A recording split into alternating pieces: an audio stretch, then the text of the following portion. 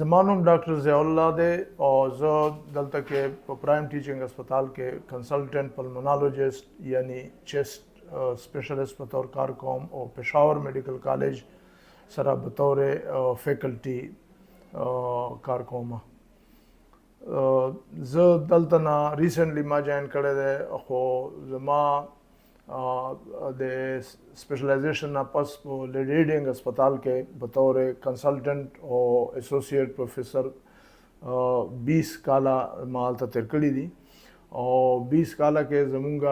لیډینګ هسپتال چیسټ ډپارټمنټ چې و هغه تقریبا د آل پاکستان لیول باندې ون اف دی بیګسټ ډپارټمنټ او هغه په ایکسپیرینس په بیس باندې موږ دلته پرایم ټیچنګ هسپتال کې اگر چې لګ ډېر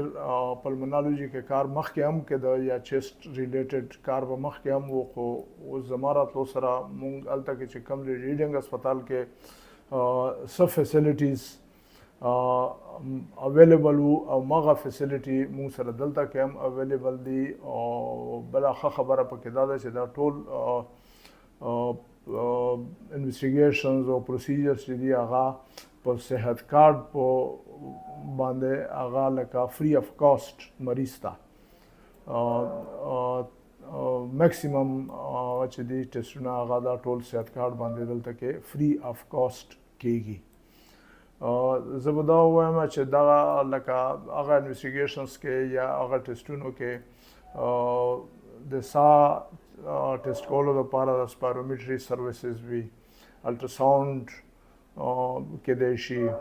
برانکاسکوپي د چیسټ بیماری د تشخیص لپاره یو ډېر ضروري ټیسټ دی، ماډرن ټیسټ د ټي بي ډایګنوسس جین ایکسپرټ چې هغه ټول نن سبا لیټسټ ټیکنالوجي ټیسټ دی هغه موږ سره دلته کې فری اف کاسټ کیږي او ټي بي دوايانې موږ دلته کې مفت مریض ته ورکوو. دی اوله بل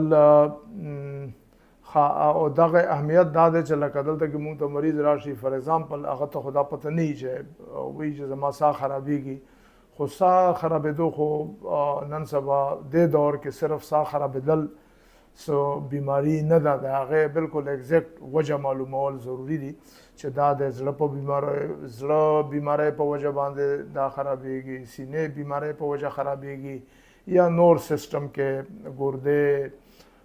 شوګر، د وینې کمی، دا ټول وجوهات هغې کې راځي او هغې دپاره چې څومره ټیسټونه کېږي هغه موږ سره دلته کې اویلیبل دي او د هغې علاج هم کېږي او علاج یې صحت کارت په بیس باندې فری اف کاسټ کېږي او دا ټول ټیسټونه پېښور کې چې څومره هسپتالونه دي که پرایویټ دي که سرکاري دي غټ هسپتالونو هغې کې چې کم ټیسټونه کېږي هغه موږ سره دلته کې پرایم ټیچنګ هسپتال کې ښه په اسانه باندې کېږي او اویلیبل دي. او مزې خبره دا ده چې سوای اتوار چې هغې کې ایمرجنسي خو بیا هم وشي خو نوره ټوله هفته 24 hours او 7 days a week اویلیبل دي.